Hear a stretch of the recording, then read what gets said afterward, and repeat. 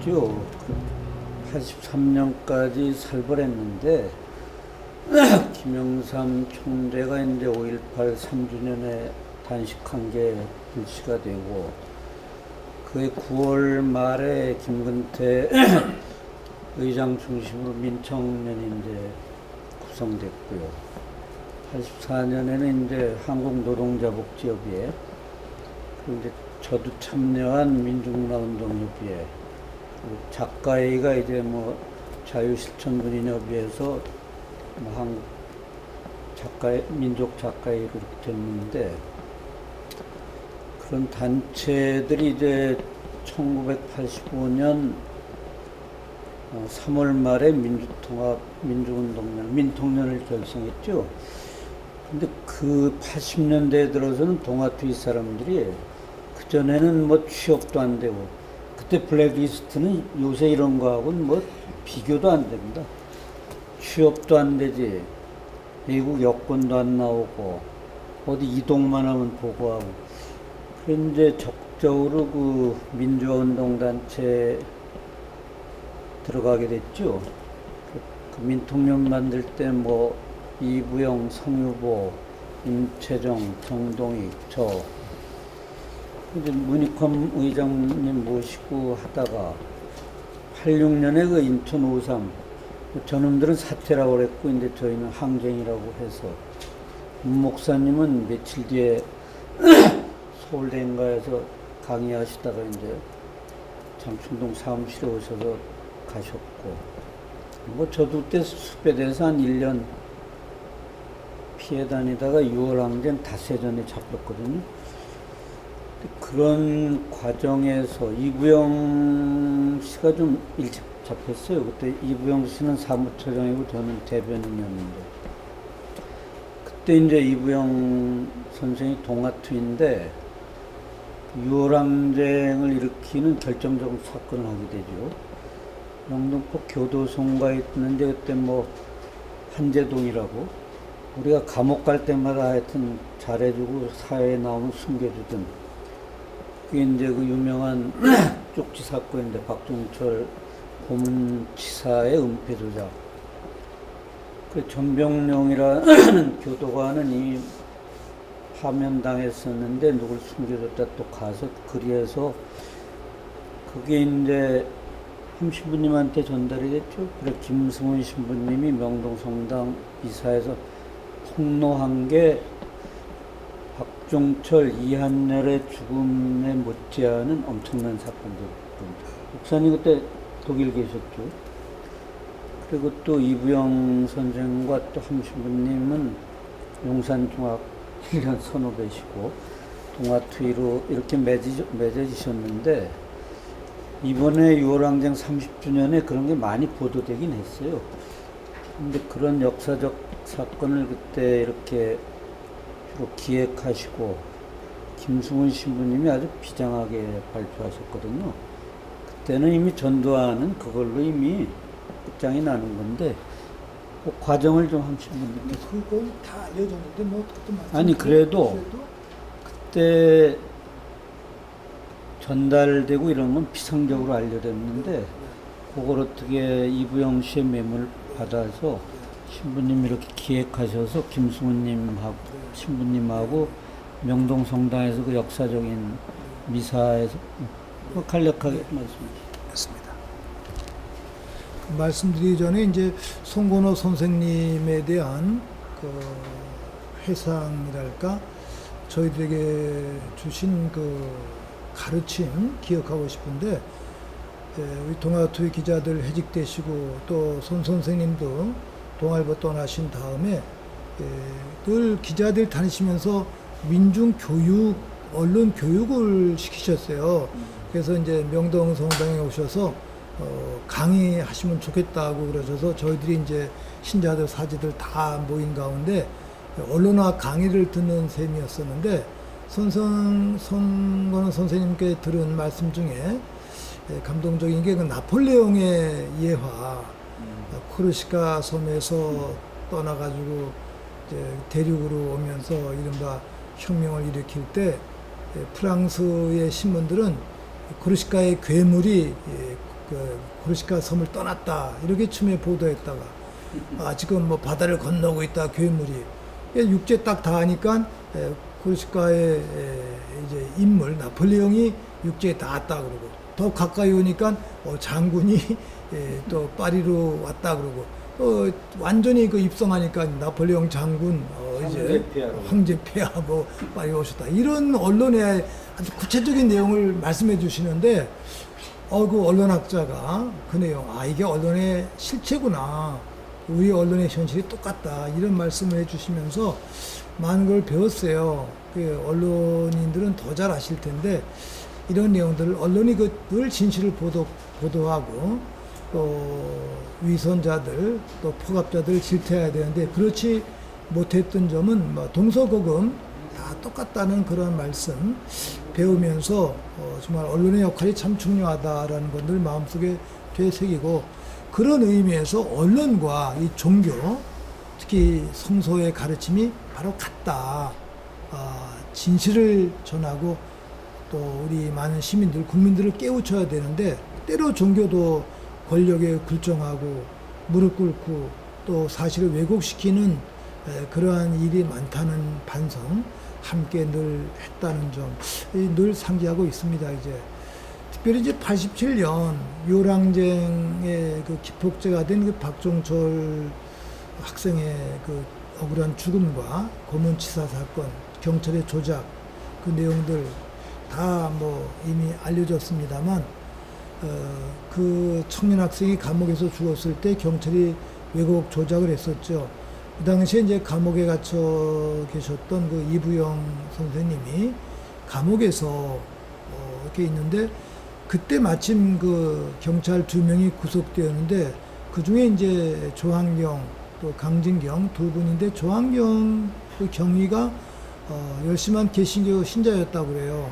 와서 기도하고 찬송가 부르면서 막 울고 억울하다고 하소연하고 또 명회 때 그 경찰 간부들 중앙정보원분들이 오면은 그 조작하는 얘기를 그 당시에 교도관들이 다 직접 들었어요. 그 당시에 그 보안계장 안유계장이라는 분이 그 내용을 들으면서 공직자로서 너무 마음이 아팠어요. 어떻게 안기부 또 경찰 대공 간부들이 이렇게 사건을 조작할 수 있는가? 이런 사람들이 나라를 이렇게 이끌고 있는가? 큰 회의심에 가득 차 있다가 하루는 그 이부영 그 재소자죠. 보안계장실로 불러서 그 얘기를 그대로 전했습니다. 전할 때 그 보안계장은 이부영 선생님이 기자 출신이니까 민주운동가니까 알아서 하시리라는 생각으로 그렇게 했다는 거예요. 그 얘기를 듣고 나서 이부영 씨는 교도관한테 쪽지 종이하고 펜을 빌린 다음에 그걸 다 메모를 해가지고 아까 말씀한 대로 한재동 교도관한테 그걸 내보냈어요. 내보낸 걸 이제 전병령 해직된 그 교도관이 그걸 받아서 다시 이제 김정남 씨한테 준 거를 김정남 씨가 좀 초고를 정리한 다음에 저한테 전해왔습니다. 이걸 사제들이 알아서 정리해라. 저는 그 소리를 받고 좀 겁이 났습니다만 그 당시 이돈명 변호사님은 또 이부영 씨 사건 때문에 구속이 되어 계셨어요. 그래서 유현석 변호사님, 황인철 변호사님 두 분을 모시고 그 내용들을 전면 검토한 다음에 이 사건이 법정으로 가게 될 때 두 분 변호사님들이 변론하셔야 되니까 그 변론까지 다 염두에 두시면서 문안을 완전히 안전하게 다 교정을 했습니다. 이제 그래가지고 완벽한 문안을 만든 다음에 김수환 추기경한테 말씀을 드리니까 김수환 추기경께서 좋아하시면서도 크게 걱정을 하시는 거예요. 이걸 과연 공개할 수 있을까? 만일 공개한다면 이 전두환 정권이 얼마나 폭압한 정권인데 그 경찰을 가만 놔두겠는가? 쥐도 쇠도 모르게 그 2명의 경찰을 감옥에서 죽여버릴 수 있다. 이렇게 염려하시는 거예요. 제가 그 얘기를 변호사들한테 전했더니 그럴 순 없지만 또 그 염려도 일리가 있다. 일단 좀 뒤로 미뤘습니다. 저희들이 뒤로 미루니까 다른 분들이 좀 초조해하면서 그러면 국회에서 발표하도록 김영삼 그 당시 시민당 총재한테 얘기를 하고 국회의원들은 면책 특권이 있으니까 국회에서 발표했으면 좋겠다. 국회 쪽으로 갔습니다. 이제 야당 쪽으로. 저희들은 좋은 거죠. 부담을 덜었으니까 국회의원들이 국회에서 발표했으면 참 좋겠다고 미뤘는데 4월 달에 하기로 해놓고 국회의원들이 또 며칠 뒤에 저희들한테 연락이 온 거예요. 국회에서 못하겠다고 시민당에서. 그러니까 또 다시 김정남 씨가 그 연락을 그 당시 김정남 씨도 수배 중에 간접 수배니까 고영규 변호사님 집에 숨어 있었어요. 비밀리에 그 부인과 딸이 이제 쪽지로 저하고 연락을 주고받고 있었던 터인데 국회의원들도 못하니까 사재단에서 이 일을 책임지게 했으면 좋겠다 이러는 거예요. 그런데 사실 큰 십자가니까 이게 힘이 들어서 한편 해야 되겠다는 당위적인 것도 있으면서도 또 한편 또 김수환 추기경도 또 부담이 되니까 또 못하게 하니까 또 거기도 기대게 되고 또 변호사들한테 여쭤보니까 변호사님들도 어떡하나 이제 고심고심하면서 머뭇머뭇거렸어요. 그러던 차에 이제 4.13 호원 조치에 또 반대하는 신부들의 단식 투쟁이 있었고 5월 달부터 각 대학 교수들의 연이은 그 시국 성명 발표가 있으면서 시국이 막 그게 변화가 될 때 5월 17일 5.18 광주 민주항쟁 7주년 추모 미사를 명동에서 봉헌하기로 정해놨는데 이때 발표하는 것이 가장 적합하다. 그렇게 이제 암묵적으로 합의를 보고 김수환 추기경께 암시를 드리고 그 미사를 김수환 추기경이 집전하고 강론하기로 다 확정을 지어놨습니다. 그러나 이 사건을 발표하기는 아직은 결정을 하질 않았어요. 그러던 5월 그 10일경 전후한 어느 주일에 마지막 편지를 제가 이제 그 당시에 지금 구파발 성당 기자촌 있는 구파발 성당에 늘 주일에 미사 봉헌하러 제가 다녔었는데 그 성당에 고영규 변호사님 부인 딸이 또 편지를 들고 온 거예요. 우리 민족의 앞날이 어떤 의미에서 사재단에 달려 있습니다. 이거를 공개하면은 전두환 정권은 무너집니다. 민족의 십자가를 신부님들이 져야 됩니다. 그런 취지의 절절한 글귀가 왔어요.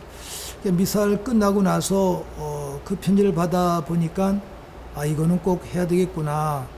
그래서 제가 어머니 먼저 가시라고 그러고 홍제동 성당으로 달려갔어요. 그러니까 아마 5월 16일 주일이었던 것 같아요.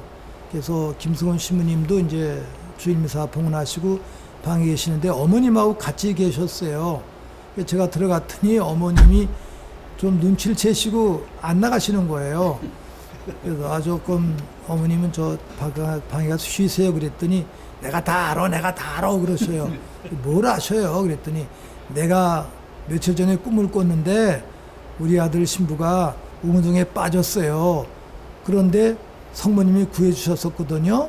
이런 꿈 말씀을 하시는 거예요. 그래서 그럼 됐네요. 뭐 아들 구해줬으면 됐네요. 가세요. 이제 이러고 이제 어머님을 다른 방으로 모신 다음에 김승원 신부님하고 그 편지를 같이 읽으면서 대담을 했습니다. 신부님 이번에 신부님이 꼭 감옥을 가셔야 돼요. 또 신부님은 사재단 대표인데 불구속으로 재판만 받아서 감옥을 안 갔으니까 이번에 꼭 감옥을 가야 됩니다. 신부님 십자가고 그래야지 사재단 단장으로서의 체면이 서는 겁니다. 그랬더니 김승훈 신부님 웃으시면서 알았어 내가 이번에 꼭 갈게. 이번에 가면은 절대로 우리 얘기를 하면 안 돼요. 묵비권. 그리고 신부님이 책임을 져야 돼요. 신부님 너무 쉽게 얘기를 하는데 이번에 아주 순교적 결단을 약속을 하세요. 네, 알았어 약속을 했어요. 다짐을 받고 내가 그래야 밖에서 일할 수 있으니까 날 물고 들어가면 안 되는 거예요. 아셨죠? 이러고 다짐한 다음에 이제 약속을 하고 문건은 내가 준비 내일 다 했으니까 와서 읽기만 하면 되는 거예요. 그리고 이제 약속을 하고 왔습니다. 그리고 명동성당에 와서 사제관에 들어가서 제가 정리하고 김수환 추경님 방에 갔더니 한 11시 반쯤이 된 것 같아요. 그분이 내일 미사 강론 준비를 쓰고 계시는 거예요. 다른 때는 보통 안 그러시는데 그날 강론을 이렇게 저보고 읽어보라고 그러시더라고요. 그래서 제가 읽었는데 김수환 추경님이 하신 강론 중에 가장 강한 톤이에요. 너무너무 기쁘더라고요.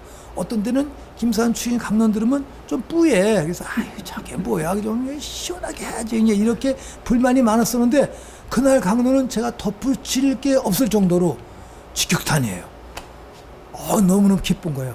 됐습니다. 그리고 이제 강론 원고 드리고서 근데 추경님 미사 끝나시고 나가시면 이분은 우리가 알아서 합니다. 내일 박종철 군 고문치사 조작 사건 발표하기로 했습니다.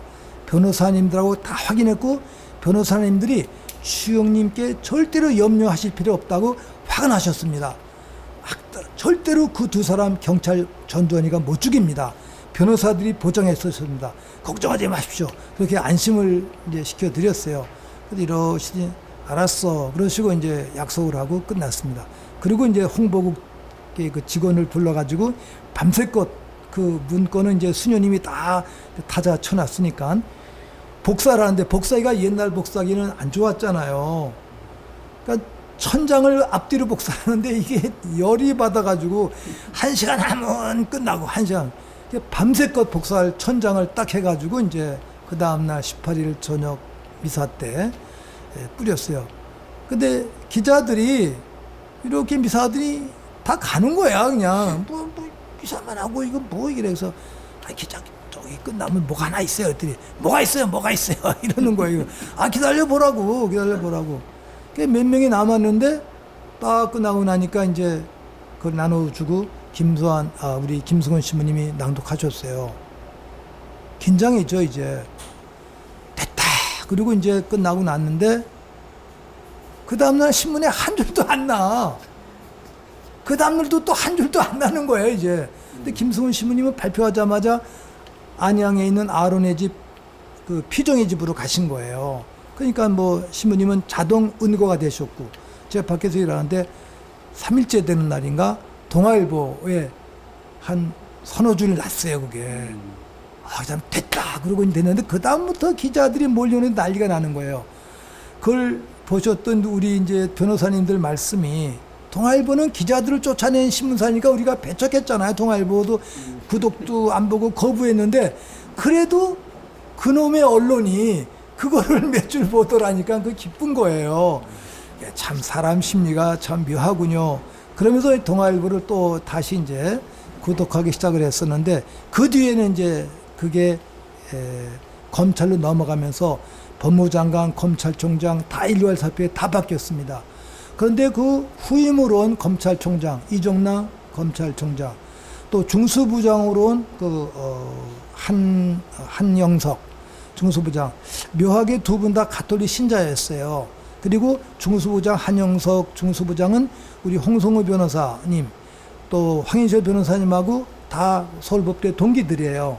그래서 이제 제가 중간에 서가지고 대화하면서 중수부장이 저를 찾아온 거예요. 그래서 제가 대답을 좀 유보하면서 자료를 달라는 걸 다 안 줬습니다. 이렇게 했더니 자료를 다 줘야지 우리가 조사를 합니다. 이번엔 정말 조사를 합니다. 그러는 거예요. 어떻게 여러분들 믿을 수 있습니까? 이러고 대화를 하면서 저녁에 또 홍수 변호사, 황인철 변호사님하고 전화로 이렇게 말씀을 여쭤봤더니 깜짝 놀라는 거예요. 중수부장이 현장을 찾아 나가는 예가 없다는 거예요.